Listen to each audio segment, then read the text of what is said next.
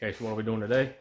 Working on a car, and it's not really one of these fun jobs you decide to do. It's just one of the things you got to do. So this is the daily here, and I'm going to show you why we're doing what we're doing. So first, check this out. Yeah, that's a pretty fresh spot there, and you got some old spots. So here's a hint of what we got.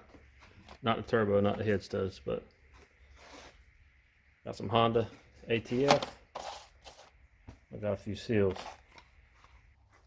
So you see I already went ahead and jacked it up, put the wheels off, done the bore and stuff, got the fluid drainer right now, the transmission fluid draining. So bad thing is I just changed it not too long ago. But what we're doing is, I've noticed that, well, last few times I worked on the car, noticed a little bit of dampness on the bottom of the kind of where the transmission meets the engine block. And I thought it looked like engine oil, but I know that I had a that VTEC cylinder was leaking. That's on the other side of the block at the back. Thought maybe that was some residual running down, but I fixed that. Yeah, so anyway, turned out to be and it's just slight, not dripping or anything. So I said, well, couldn't exactly pinpoint where it's coming from. I said, I'm just gonna wait for it to get worse.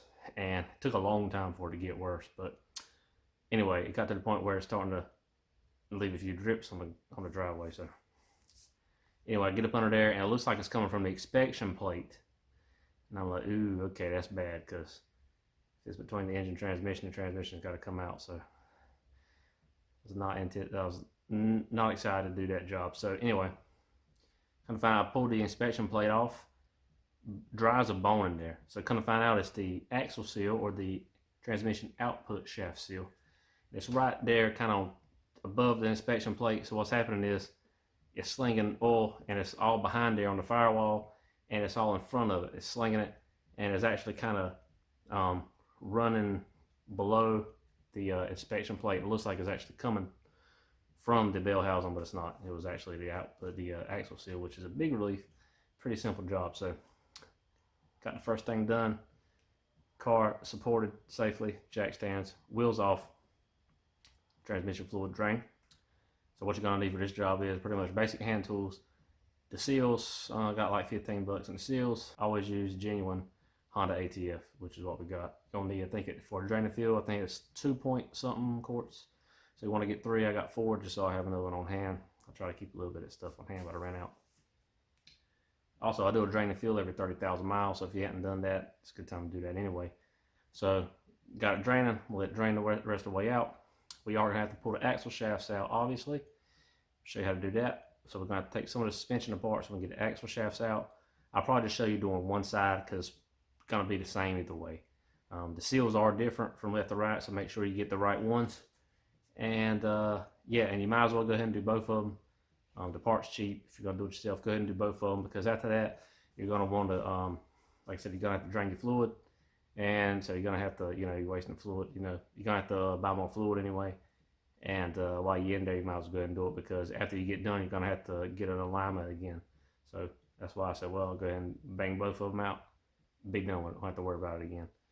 So yeah, so I'm let this drain, then we're gonna jump into it.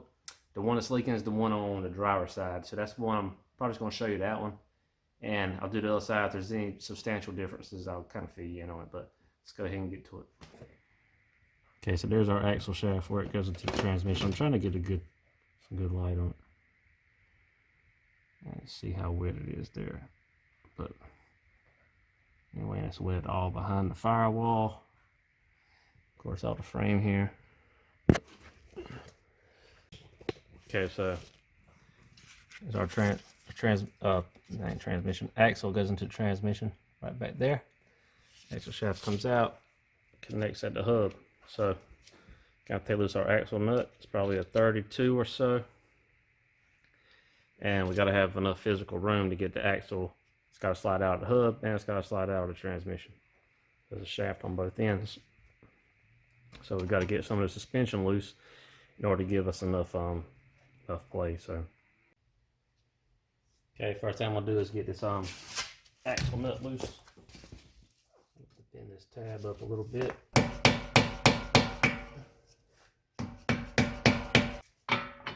32. Okay.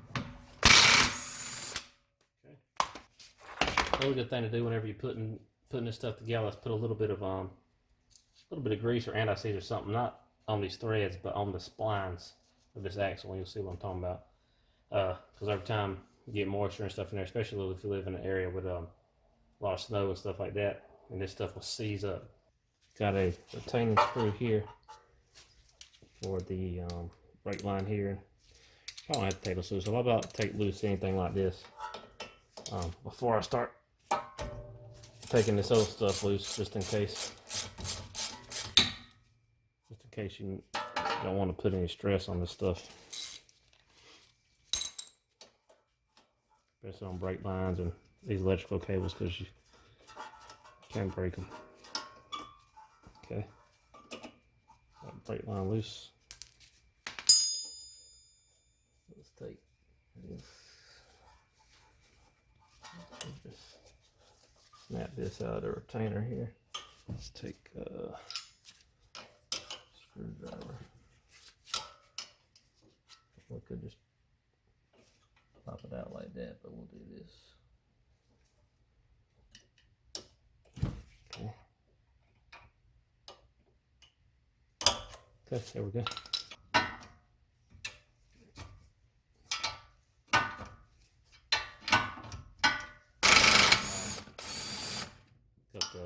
These strut bolts are kind of holding all this stuff up. But taking my chances here. Okay. Not too bad. Okay. Okay, so now this is loose. Another thing I keep in mind is whenever you start extending this stuff, you can separate some of these joints. You have to be careful with that. So what I'm going to do is I'm going to go ahead. I'm not anticipating the axle being stuck in here. So I'm just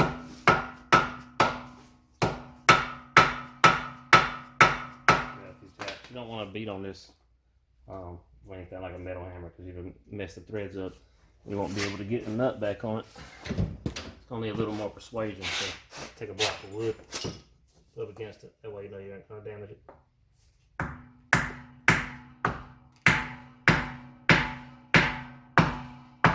Okay, I cut the camera off because I had to do a little extra beating on this thing.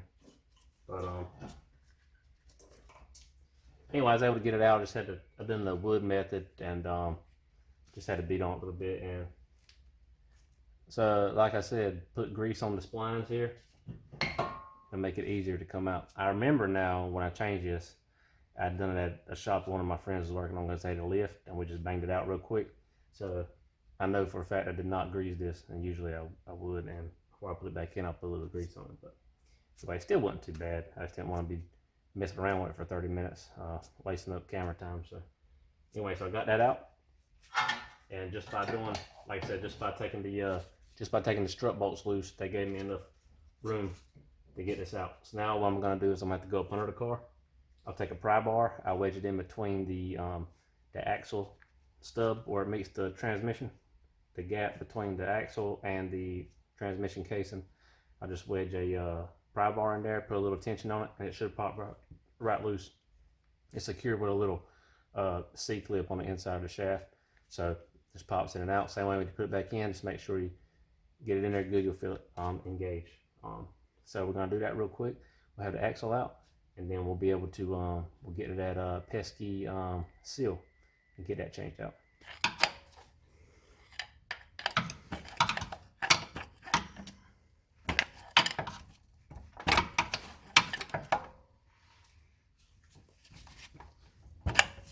Okay, there we go.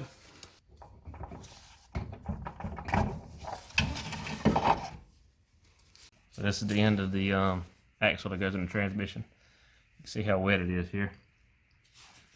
And you can definitely see how wet it is around the end.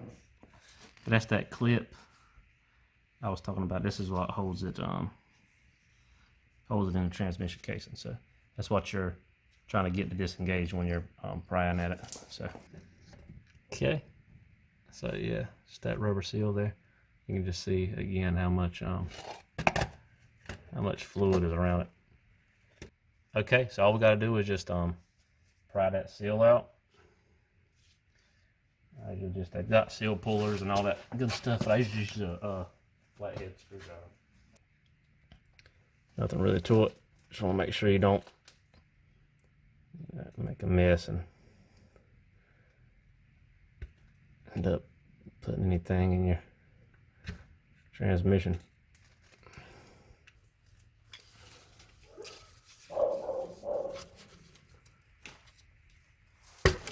There we go.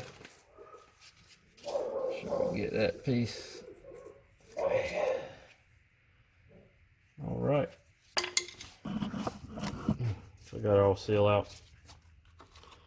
Let's compare it with our new ones to match up which one it is, because I didn't look and see. I didn't compare the part numbers. So that one's going to be it. Because this one's a bit bigger. So this one's going to be our passenger side. So yeah, this one is our driver's. Everything else looks the same. Okay, so this is the part number for the driver's side. So yeah, what I'm going to do is slide this thing back in, man. Probably gonna dab just a little bit of transmission fluid on this just to help it slide in. And we've already, I came in here and cleaned the inside of this lip on the transmission case to make sure there was no dirt or any old seal material to inhibit anything. So I just want to make sure you, I'm just going by feel here because I can't really see, but just want to make sure you put it in square. That way it doesn't cock side to side. Okay. Okay. Finally got a new seal in, and hopefully I got some decent angles on there. It's just really hard to. It's a tight space, and getting everything done, being able to see everything and do it, and have the camera in a good spot is kind of impossible sometimes. So got a new seal in. Another thing to think to remember, and about almost put it in too far, is you want it to be kind of flush with the outside of the casing, because if you can push it in too far, and then it'll be, the inside of it can be hitting some of the inner moving parts, and that would not be good. So put the axle shaft back in. I'm just gonna clean some of this old grease off. I'm doing alignment on the car tomorrow, so while I have it on the lift, I'm gonna get up under there and clean all that grease off from under the car, so that way if I have any more leaks from now on, I'll know where they're coming from. Okay, got that ready to go back in. Clean all the dirt and debris off of it. Just be really careful not to damage your new seal while you're installing your axle shaft.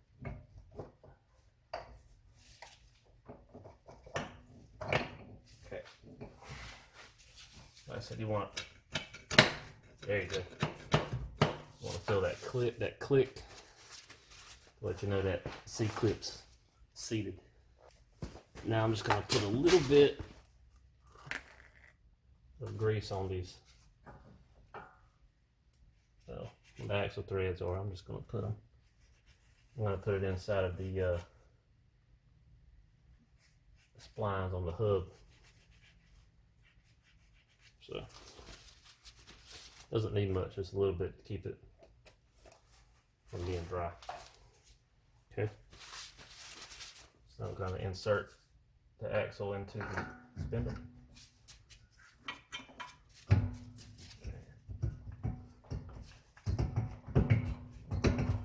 Do a little wiggling, get everything seated right. There you go.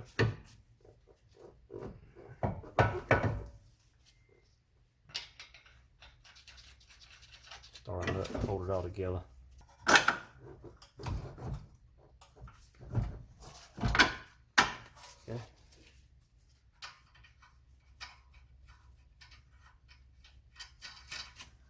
started.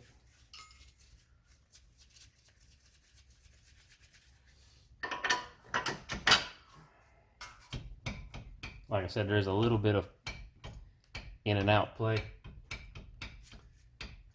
on the strut assembly, so that's where you get into trouble. So as far as your alignment goes, so like I said, it's a good idea to mark all this stuff so you put it back in the same spot.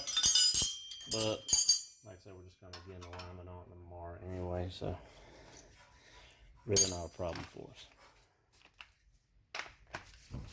I'm just gonna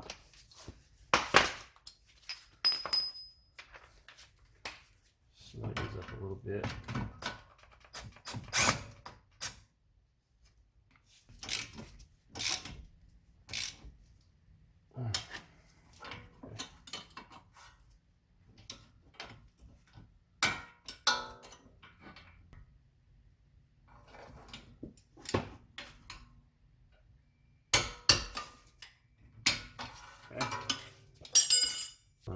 A brake line, brake hose retaining bolt.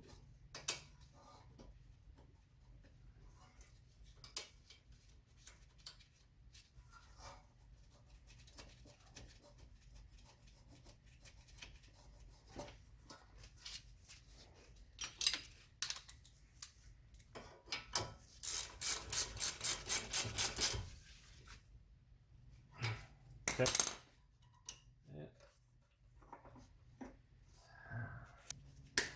Okay. Good. That's good. So we got these torqued, that torqued. So just gotta run in our axle nut and torque that to spec.